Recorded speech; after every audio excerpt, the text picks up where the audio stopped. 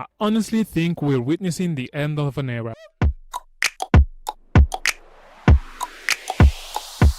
I'm not talking about a piece of plastic. I'm talking about the end of what PlayStation used to be. A lot of people looked at GTA 6 and thought, well, that's just Rockstar doing Rockstar things. I don't think so. I think GTA 6 was the test. It was the industry's way of asking one simple question. Can we get away with this? Can we launch the biggest game of the decade without making physical copies the way we've always done? And Sony now has answered that question. The direction is pretty clear. We're moving towards an all-digital future. And honestly, that sucks. Because I have always been PlayStation guy my whole life. I grew up with 1, 2, 3, 4, and now I have 5. I spent thousands of hours on PlayStation. I even bought the PS5 partly because it still had a disc drive.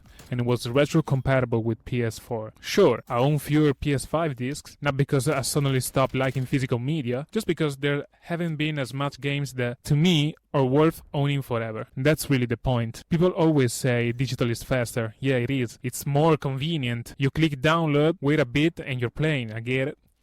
But physical copy means something different. When you buy a game digitally, most of the time it's because you want to check it out. It was on sale. Maybe you'll finish it, maybe you won't. Maybe I'll install it. A week later, I play it, and then you never think about it. But when you buy a game physically, that's personal. That's a game I actually care about. It's part of a franchise I've loved for years. It's something I want sitting on my shelf next to the previous games. It's something I want to look 10 years from now and remember. To me, games aren't just software. They're memories. And that's why this whole thing bothers me so much. Because if Sony is really moving away from physical media, let's be honest, what do you think PlayStation 6 is going to be? A $900, maybe even $1,000 console that's completely digital? No disc, no used games, no lending games to your friends, no real collection anymore? At that point, I just buy a PC. Seriously, if everything is digital anyway,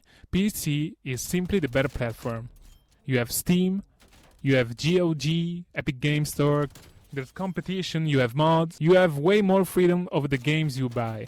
You're not locked into one company ecosystem. And that's the real issue. My problem isn't digital. Digital is not the enemy. The problem is when digital becomes your only option. Now that's fucked up. You're buying a license that exists entirely inside someone else's ecosystems. That's a huge difference. And honestly, I think that's going to be the moment a lot of people stop buying consoles altogether. Especially now that exclusive don't really carry that same weight they used to. More and more PlayStation exclusives eventually come to PC. And even older consoles exclusive that can often be preserved and played through emulators. So I keep asking myself the same question. If the future of console is expensive hardware with fewer exclusives and no physical ownership, what's actually left? I'm not saying this because I hate PlayStation.